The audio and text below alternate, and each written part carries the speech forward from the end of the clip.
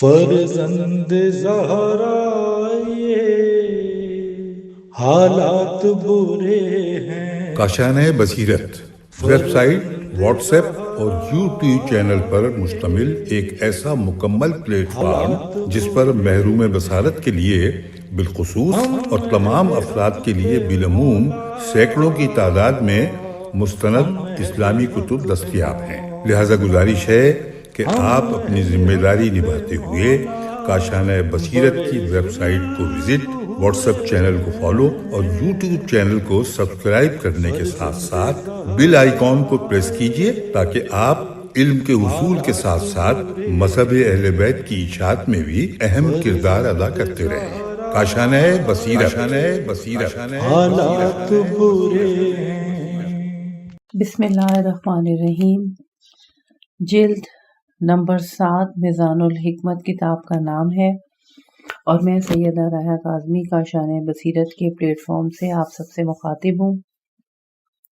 اس سلسلے میں ہم پارٹ نمبر 27 پر پہنچ چکے ہیں اور صفحہ نمبر 456 ہے اور ہم حدیث پڑھ رہے تھے 15420۔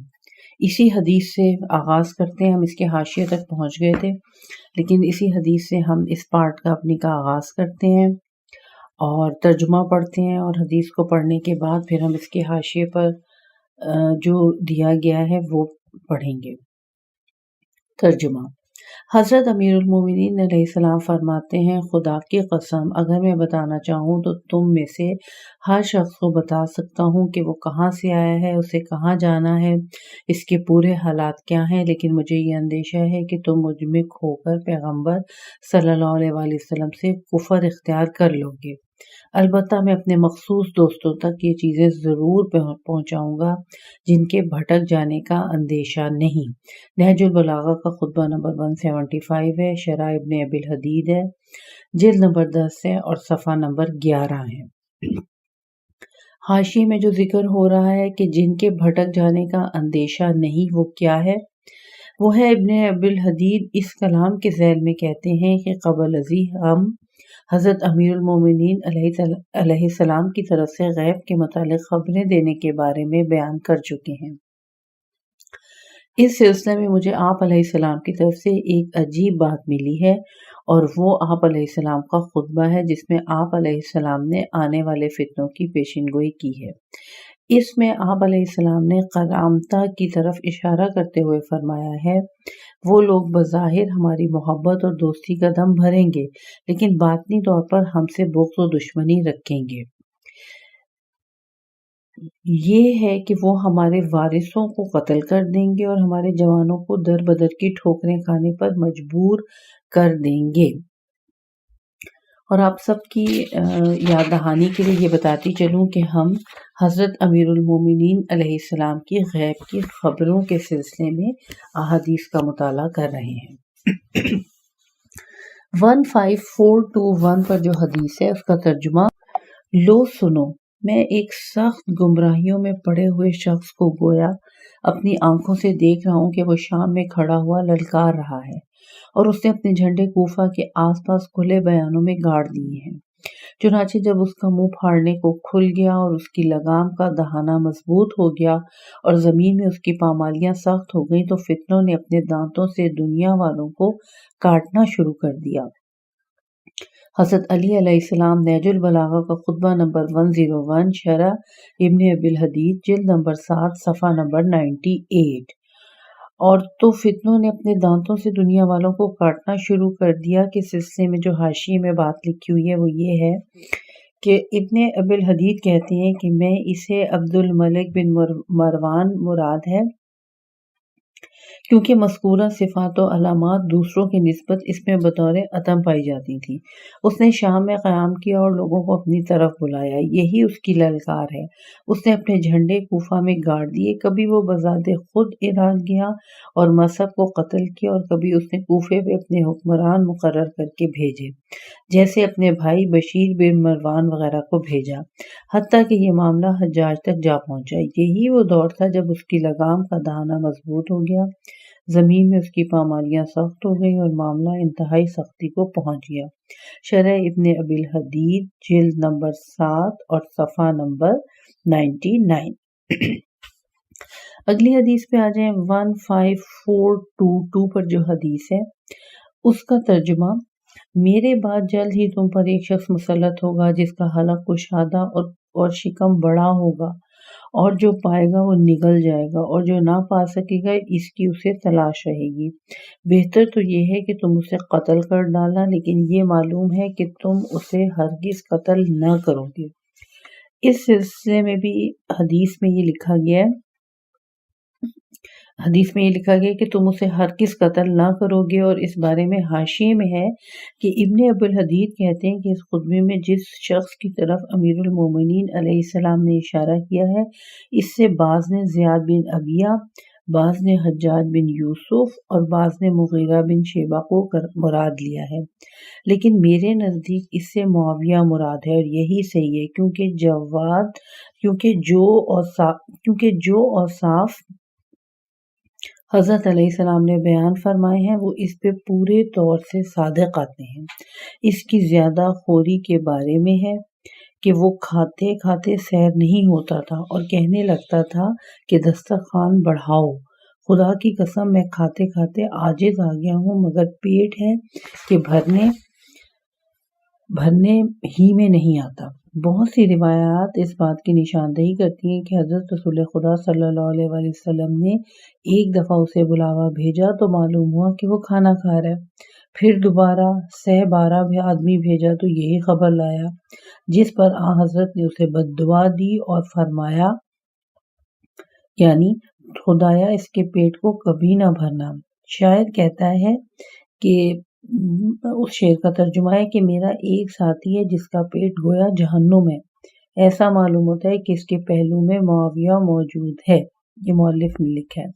اور یہ حدیث جو ہم نے ابھی اوپر جس کا ترجمہ پڑھا اور پھر حاشیے سے اس کا ریفرنس پڑھا، یہ حدیث تھی حضرت علی علیہ السلام کی شرح ابن ابی الحدید کی جلد نمبر 4 صفحہ نمبر 54 اور نہج البلاغہ کا خطبہ نمبر 57۔ 15423 پر حدیث ترجمہ: قیس بن ابی حازم کہتے ہیں کہ میں نے منبر کوفہ پر حضرت علی علیہ السلام کو فرماتے سنا، خدا قریش کے 2 فاجر ترین قبیلوں پر لعنت کرے، ایک تو بنی امیہ ہے اور دوسرے بنی مغیرہ۔ بنو مغیرہ کو تو اللہ نے جنگ بدر کے دن تلوار سے ہلاک کر دیا، لیکن بنی امیہ دور رہے اور بچے رہے۔ مجھے اس ذات کی قسم جس نے دانے کو شکافتہ کیا اور جان کو پیدا کیا، اگر حکومت اور مملکت پہاڑ کی اس جانب بھی ہو تو وہ لپک کر اس تک جا پہنچے۔ کنز الاعمال کی حدیث نمبر 31754۔ 15424 پر جو حدیث ہے اس کا ترجمہ: ابو العباس مبرد کہتے ہیں کہ ایک روایت میں ہے کہ جب عبداللہ بن عباس رضی اللہ تعالیٰ عنہ کے ہاں بچہ پیدا ہوا تو حضرت علی علیہ السلام نے یعنی عبداللہ بن عباس کو نماز ظہر میں غیر حاضر پایا۔ آپ علیہ السلام سے دریافت کیا کہ کیا وجہ ہے کہ آج ابن عباس رضی اللہ تعالیٰ عنہ نماز میں نہیں آئے۔ لوگوں نے بتایا، یا امیر المومنین علیہ السلام، آج ان کے ہاں بیٹا پیدا ہوا ہے۔ امام علیہ السلام نے فرمایا، چلو اس کے ہاں چلتے ہیں۔ چنانچہ آپ علیہ السلام ان کے پاس تشریف لے گئے۔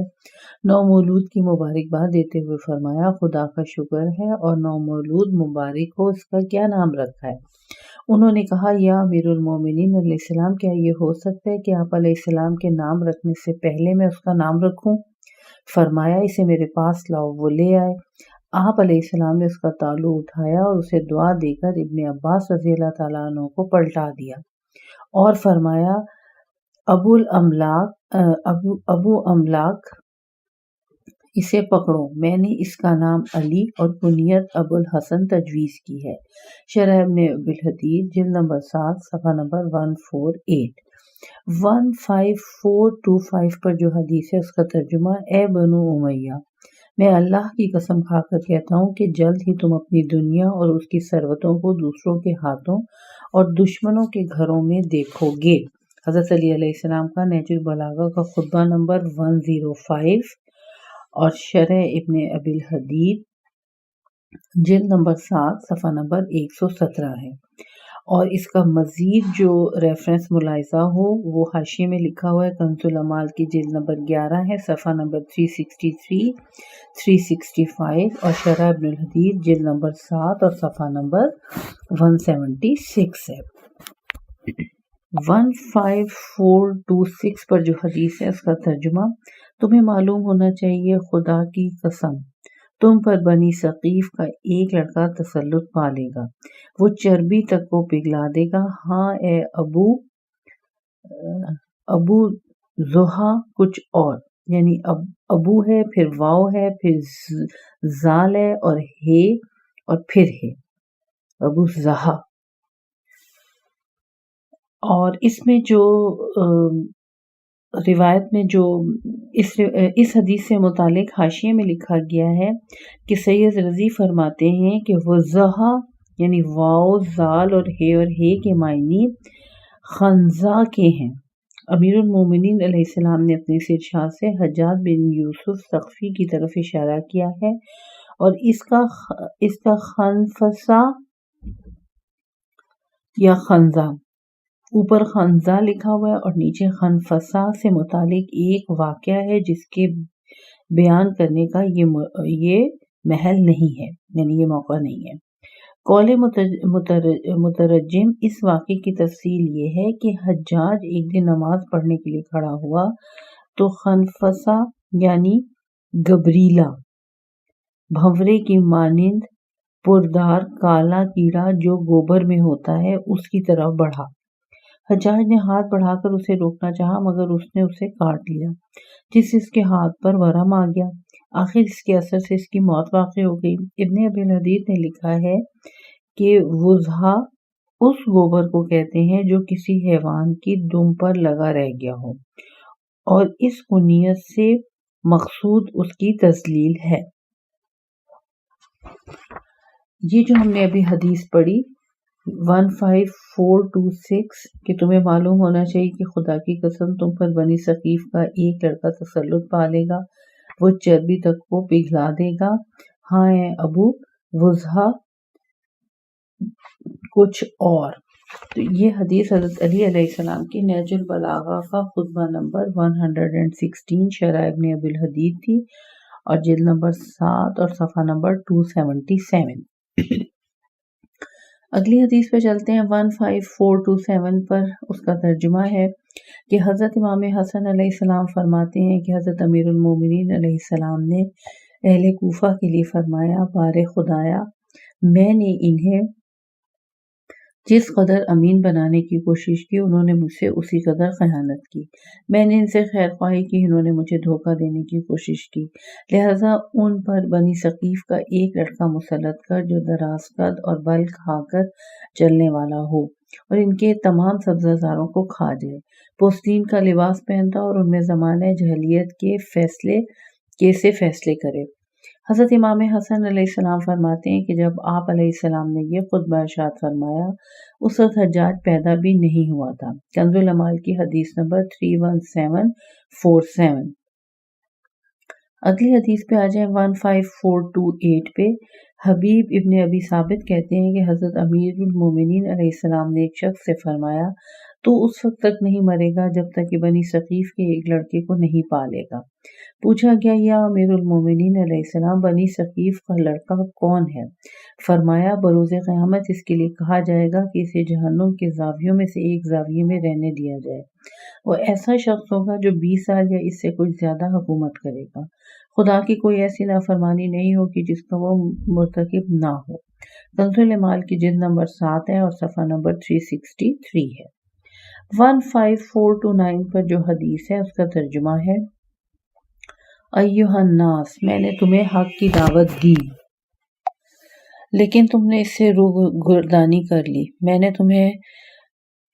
نے تمہیں دروں سے شرعی سزائیں دیں لیکن میں نے تمہیں دروں سے معذرت چاہتی ہوں، میں نے تمہیں دروں سے شرعی سزائیں دیں لیکن تم میرے عاجز کرنے پر اتر آئے۔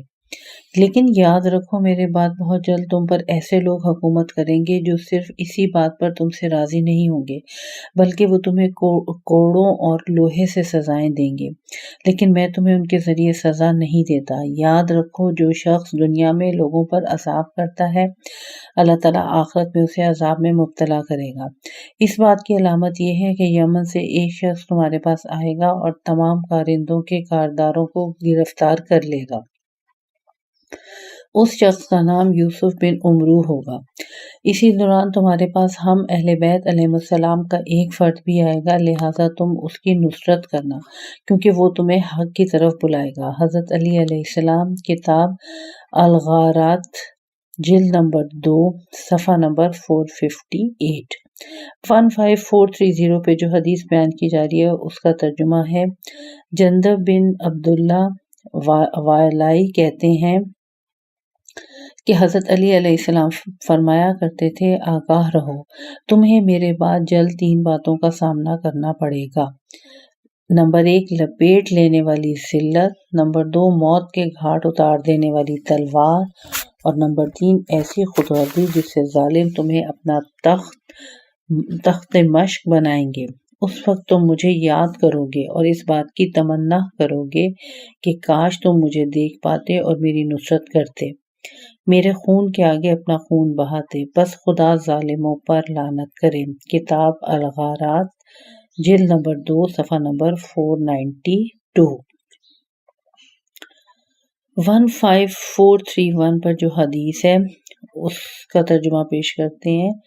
حرثمہ بن سلیم کہتے ہیں کہ ہم حضرت علی علیہ السلام کے ساتھ جنگ صفین میں شریک ہوئے۔ جب آپ علیہ السلام نے کربلا میں نزول اجلال فرمایا تو ہمیں وہاں نماز پڑھائی۔ سلام سے فارغ ہونے کے بعد آپ علیہ السلام نے وہاں کی مٹی اٹھائی، اسے سونگھا اور پھر فرمایا، اے مٹی، ہائے افسوس تجھ سے کچھ ایسے لوگ محشور کیے جائیں گے جو بغیر حساب کے سیدھے بہشت میں جائیں گے۔ شرح ابن ابی الحدید، جلد نمبر 3 ہے اور صفحہ نمبر 169 ہے۔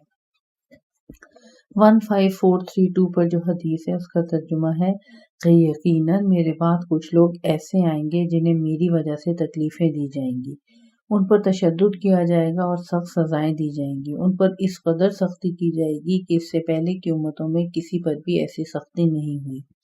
یاد رکھو ان میں سے جو شخص صبر کرے گا اور میری معرفت پر اسے پختہ یقین ہوگا، اسے میری وجہ سے بہت بڑی فضیلت حاصل ہوگی اور وہ میرے ساتھ بہشت کے ایک ہی درجے میں ہوگا۔ پھر آپ علیہ السلام نے ایک سرد آہ بھر کر فرمایا، آہ آہ، وہ کیسے پاکیزہ نفوس ہوں گے، وہ ایسے دل ہوں گے کہ اللہ ان سے راضی ہوگا اور وہ اللہ سے راضی ہوں گے، وہی لوگ میرے حقیقی دوست ہوں گے، وہ مجھ سے ہوں گے اور میں ان سے۔ حضرت علی علیہ السلام، مستدرک الوسائل، جلد نمبر 2، صفحہ نمبر 303۔ 15433 پر جو حدیث ہے اس کا ترجمہ، حضرت امیر المومنین علیہ السلام کوفے میں اس مقام پر آ کھڑے ہوئے جہاں پر حضرت زین بن امام زین العابدین علیہ السلام کو سولی پر لٹکایا گیا تھا۔ آپ علیہ السلام نے وہاں اس قدر گریہ فرمایا کہ آپ علیہ السلام کی ریش مبارک آنسوؤں سے تر ہو گئی۔ اس پر دوسرے لوگ بھی رونے لگے۔ حضرت سے پوچھا گیا، یا امیر المومنین علیہ السلام، آپ کس وجہ سے رو رہے ہیں کہ آپ نے اپنے اصحاب کو بھی رلا دیا ہے؟ آپ نے فرمایا، میری اولاد میں سے ایک شخص اسی جگہ سولی پر لٹکایا جائے گا۔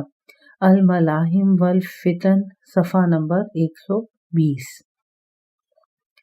15434 پر جو حدیث ہے اس کا ترجمہ، تمہیں معلوم ہونا چاہیے کہ اگر تم نے مشرق سے ظہور کرنے والے کی پیروی کی تو وہ تمہیں رسول خدا صلی اللہ علیہ وسلم کی راہوں پر چلائے گا، تمہاری نابینائی اور بہرے پن کا معالجہ کرے گا، تمہیں تلاش و تھکاوٹ کی تکلیف سے بچا لے گا اور اپنے تکلیف دہ بوجھ کو اپنی گردنوں سے اتار پھینکو گے۔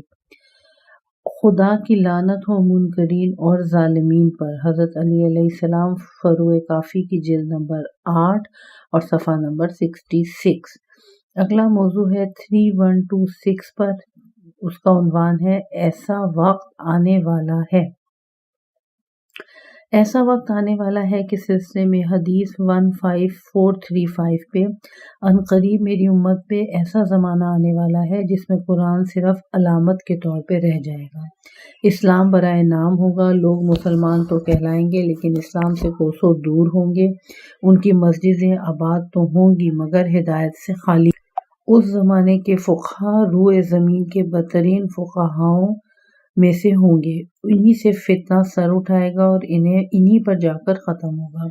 حضرت رسول اکرم بہار الانوار کی جلد نمبر 2 صفحہ نمبر 109، جلد نمبر 18 اور صفحہ نمبر 146 ہے، جلد نمبر 52 صفحہ نمبر 190 کنز العمال کی حدیث 31135، اور حضرت علی علیہ السلام کی غرر الحکم شرح ابن ابو الحدید جلد نمبر 19 صفحہ نمبر 299، اور فروع کافی کی جلد نمبر 8 اور صفحہ نمبر 308۔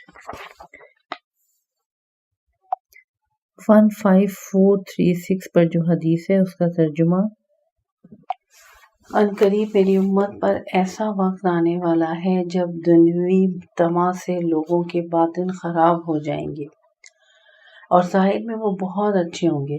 وہ اپنے رب ذوالجلال کے پاس موجود چیزوں کی تمنا نہیں کریں گے، ان کا دین ریاکاری پر مبنی ہوگا، خوف خدا نام کی کوئی چیز ان کے پاس نہیں ہوگی، خداوند عالم انہیں اپنے عذاب کی لپیٹ میں لے لے گا، وہ دعائیں غریق بھی پڑھیں گے تو قبول نہیں ہوگی۔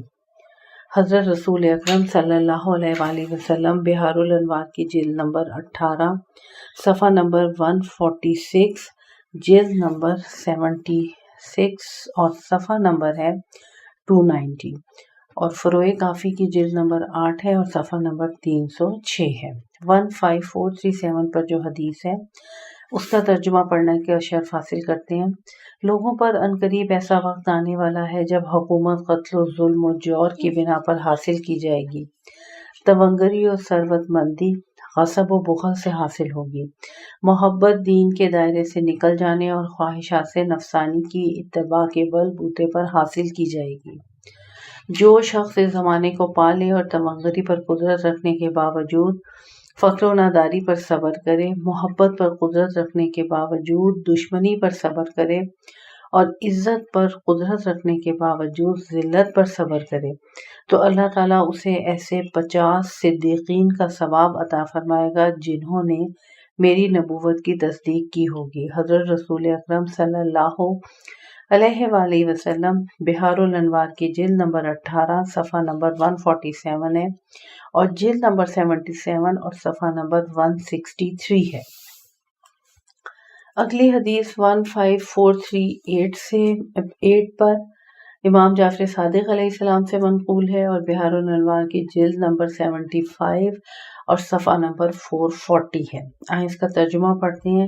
عنقریب تم پر ایسا زمانہ آنے والا ہے جب دیندار لوگ صرف اس بنا پر بچ جائیں گے کہ ان کے بارے میں گمان ہوگا کہ وہ بے وقوف ہیں، اور وہ بھی اس بات پر صبر کریں گے کہ ان کے بارے میں کہا جائے گا کہ وہ بے وقوف و بے عقل ہیں۔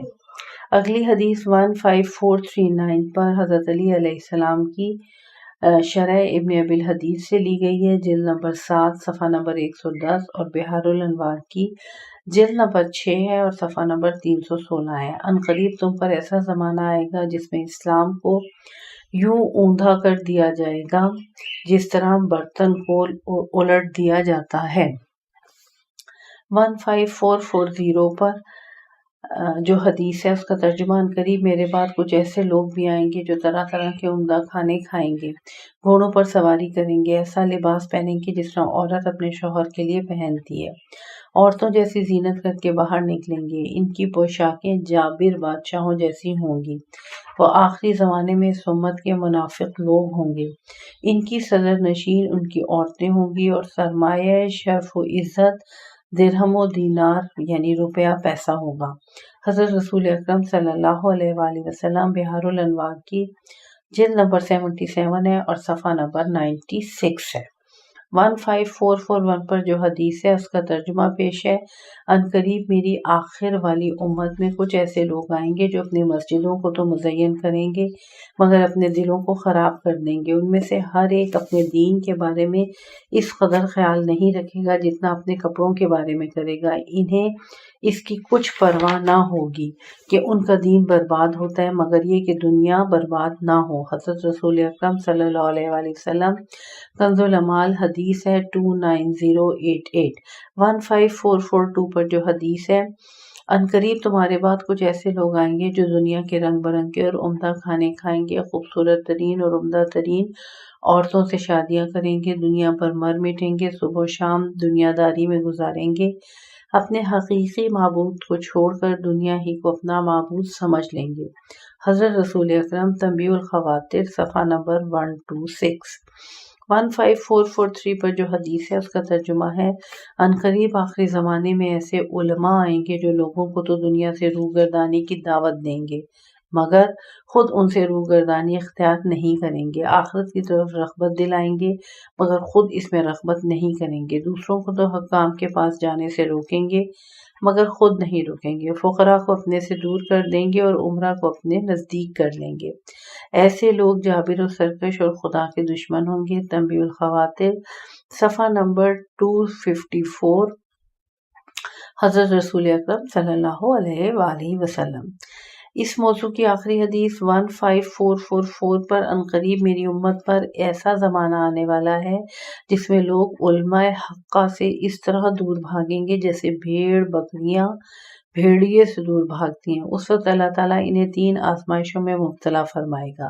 نمبر 1، ان کے مال سے برکت اٹھا لی جائے گی۔ نمبر 2، اللہ تعالیٰ ان پر جابر حکمران مسلط کر دے گا۔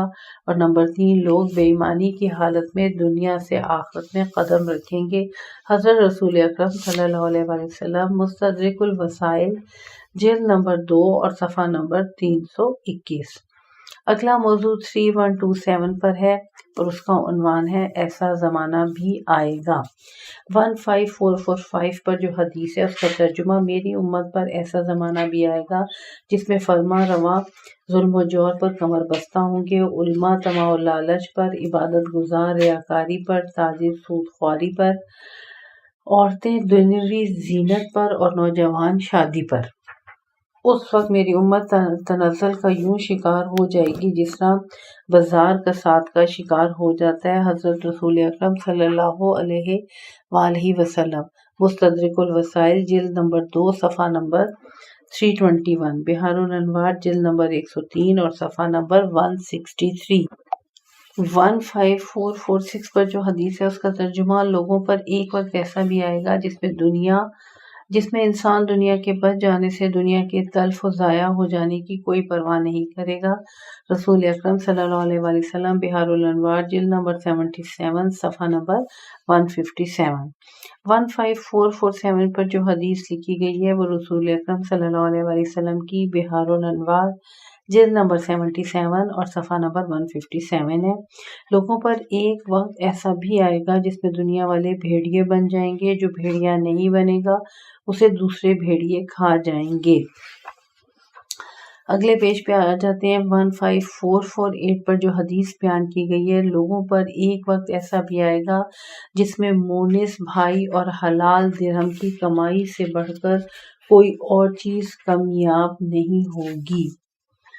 حضرت امام جعفر صادق علیہ السلام، بحار الانوار کی جلد نمبر 77 اور صفحہ نمبر 251۔ 15449 پر حدیث کا ترجمہ، آخری زمانے میں جو چیز بہت ہی کم میسر آئے گی وہ ایک تو قابل وصول بھائی اور دوسرے حلال کا درہم یعنی روپیہ پیسہ ہوگا۔ حضرت رسول اکرم صلی اللہ علیہ وآلہ وسلم، بحار الانوار کی جلد نمبر 77 اور صفحہ نمبر 157 ہے۔ اگلی حدیث 15450 پر، لوگوں پر ایک وقت ایسا بھی آئے گا جب تمہارے لیے کسی شخص کا نام اس سے ملاقات کرنے سے بہتر ہوگا اور ملاقات کرنا آزمانے سے بہتر ہوگا۔ اگر اسے آزماؤ گے تو اس کا سبب سب کچھ ظاہر ہو کر تمہارے سامنے آ جائے گا۔ ان کا دین، ان کا روپیہ پیسہ ہوگا، ان کی ساری کوششیں ان کی شکم کے لیے ہوں گی، ان کی عورتیں ان کا قبلہ ہوں گی، عورتوں کے منہ کی طرف دیکھیں گے، ایک روٹی کی خاطر رکوع کریں گی، ایک درہم کی خاطر سجدہ کریں گی، حیران و سرگرداں مدہوش ہوں گی، حیران و سرگرداں و مدہوش ہوں گی۔ ان کا شمار نہ مسلمانوں میں ہوگا نہ نصرانیوں میں۔ حضرت رسول اکرم صلی اللہ علیہ وآلہ وسلم کی جلد نمبر 77 اور صفحہ نمبر 166 ہے۔ 15451 پر جو حدیث ہے اس کا ترجمہ: لوگوں پر ایک ایسا سخت زمانہ بھی آئے گا جب خوشحال لوگ اپنے ہاتھوں میں موجود چیز یعنی مال کو سختی سے قابو میں رکھیں گے، حالانکہ انہیں ایسا کرنے کی اجازت نہیں ہوگی، کیونکہ اللہ تعالیٰ فرماتا ہے کہ آپس کے فضل و کرم کو نہ بھولو۔ سورہ بقرہ کی آیت نمبر 237۔ اس زمانے میں کمینے لوگ سربلند ہوں گے، نیک لوگوں کو ذلیل کیا جائے گا، مجبوروں سے خرید و فروخت کا معاملہ کیا جائے گا، حالانکہ پیغمبر اکرم نے مجبوروں سے خرید و فروخت کو منع فرمایا ہے۔ حضرت علی علیہ السلام، شرح ابن ابی الحدید، جلد نمبر 20 اور صفحہ نمبر 219۔ 15452 پر جو حدیث ہے اس کا ترجمہ ہے کہ ایک زمانہ ایسا بھی آئے گا جب صرف جغرخور مکار کو ہی قرب سلطانی حاصل ہوگا، فاسق و فاجر ہی کو ذہین و سمجھدار سمجھا جائے گا، انصاف کرنے والے کو کمزور کیا جائے گا، صدقہ زکوٰۃ وغیرہ کو تاوان سمجھا جائے گا، صلہ رحمی پر احسان جتایا جائے گا اور عبادت کے ذریعے لوگوں پر فخر و غرور کیا جائے گا۔ حضرت علی علیہ السلام، شرح ابن ابی الحدید، جلد نمبر 7 ہے اور صفحہ نمبر 191 ہے۔ 15453 پر جو حدیث ہے اس کا ترجمہ ہے: لوگوں پر ایک زمانہ ایسا بھی آئے گا جب دین پر کاربند رہنے والا ایسے ہوگا جیسے اس کے ہاتھ میں انگارہ ہو۔ اس زمانے میں اگر کوئی بھیڑیا بن کر رہے گا تو زندہ رہ سکے گا، ورنہ اسے دوسرے بھیڑیے چٹ کر جائیں گے۔ حضرت رسول اکرم، بحار الانوار، جلد نمبر 77 اور صفحہ نمبر 98۔ 15454 پر جو حدیث ہے: اس ذات کی قسم جس نے مجھے برحق نبی بنا کر بھیجا ہے، ایک زمانہ ضرور آئے گا جب لوگ شراب کو حلال سمجھیں گے اور اسے نبیذ کا نام دیں گے، ان پر خدا، ملائکہ اور تمام لوگوں کی لعنت ہوگی۔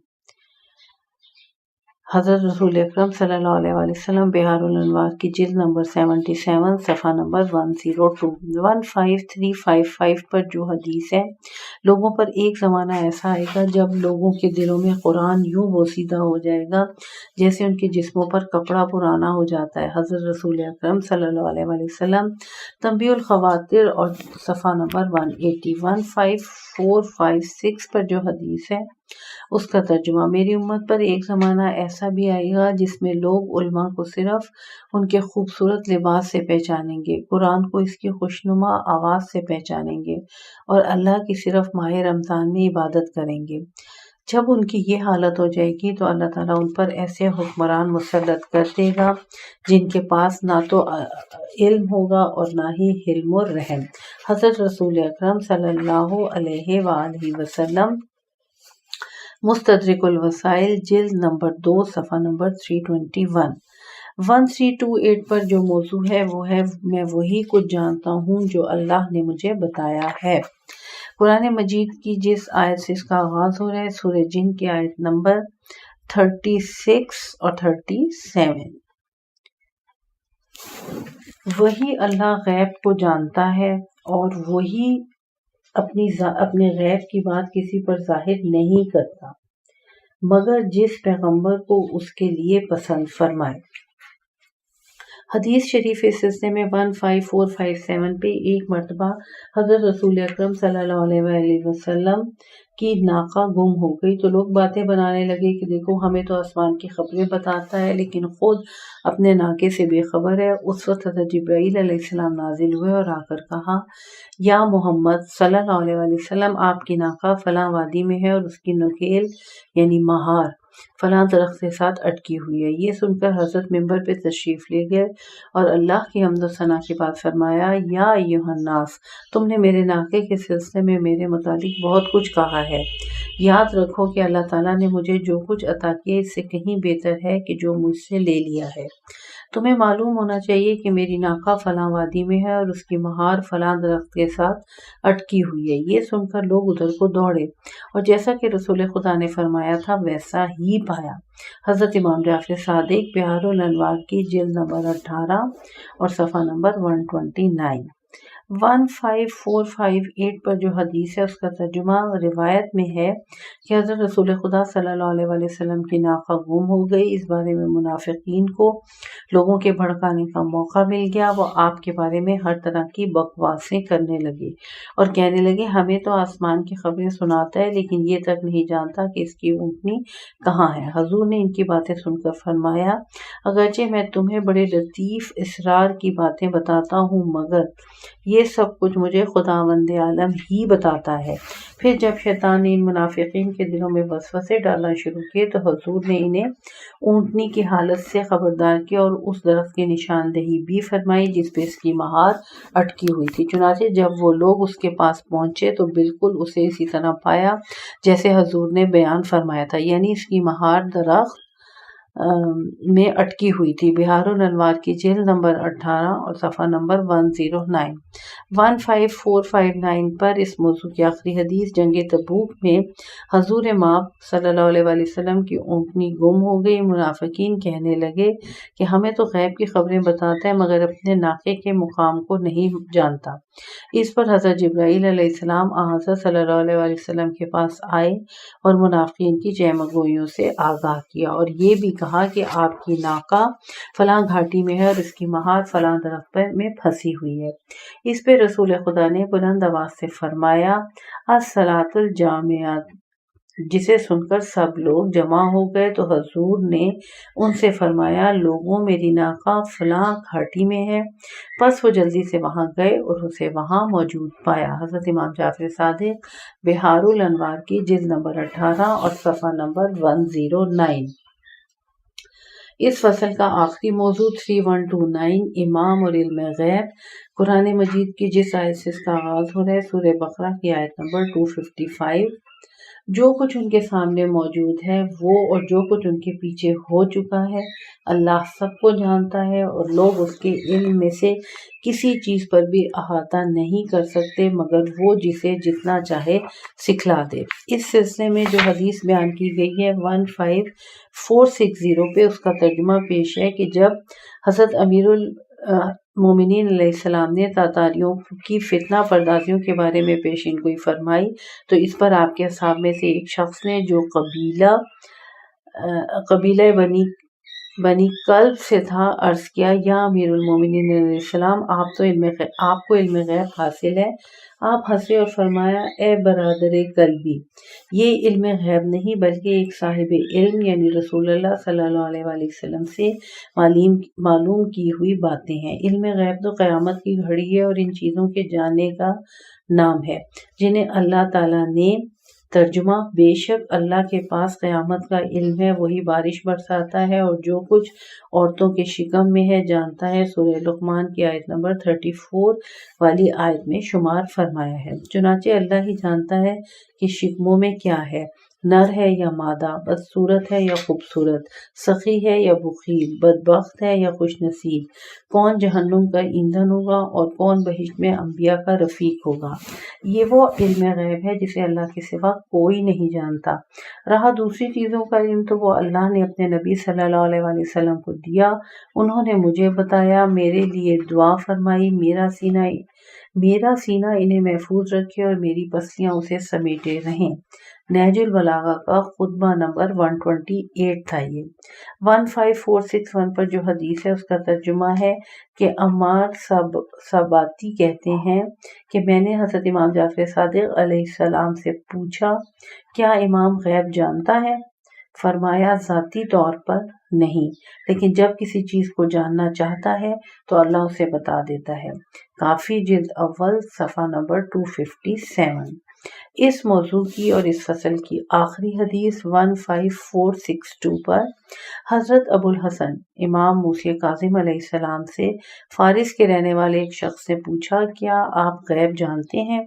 امام ابو جعفر علیہ السلام نے فرمایا یہ اللہ کی مرضی پر منحصر ہے، اللہ ہمارے لیے علم کی بساط پر پھیلا دیتا ہے تو ہم جان لیتے ہیں اور سمیٹ لیتا ہے تو انہیں نہیں جانتے۔ پھر فرمایا اللہ تعالیٰ اپنے اسرار جبرائیل علیہ السلام کے ذریعے محمد مصطفیٰ صلی اللہ علیہ وآلہ وسلم تک پہنچاتا ہے اور محمد مصطفیٰ صلی اللہ علیہ وآلہ وسلم ان لوگوں تک پہنچا دیتے ہیں جنہیں اللہ چاہتا ہے۔ کافی کی جلد نمبر اول صفحہ نمبر 256۔ قول مؤلف ملاحظہ ہو بحار الانوار کی جلد نمبر 62 صفحہ نمبر 18 صفحہ نمبر 194۔ علوم ائمہ کے باب میں جلد نمبر 2 اور صفحہ نمبر 172 باب 33 ائمہ علیہ السلام کے پاس علم کے مواد اور اصول ہیں، نیز امامت اور باب ہے علم امام علیہ السلام۔ ہمارا یہ پارٹ یہاں پر اختتام کو پہنچا۔ 747 تک ہم نے میزان الحکمت کی جلد نمبر 7 کا مطالعہ کر لیا ہے۔ اب ہم اگلے پارٹ کے ساتھ پارٹ نمبر 28 کے ساتھ صفحہ نمبر 475 سے دوبارہ آغاز